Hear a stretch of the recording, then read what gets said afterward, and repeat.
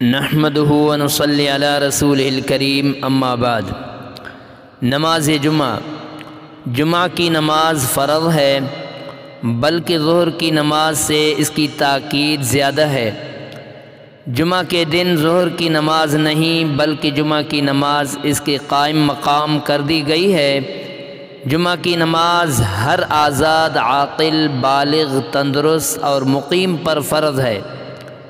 جمعہ کی صرف 2 رکعت ہوتی ہیں جو صرف باجماعت ہی ادا ہوتی ہیں۔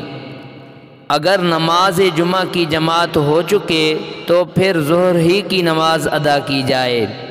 نماز جمعہ سے پہلے امام 2 خطبے پڑھے۔ خطبہ پڑھنا اور سننا واجب ہے۔ غسل کرنا، پاک صاف اور نئے کپڑے پہننا اور خوشبو لگا کر مسجد میں جانا مسنون ہے۔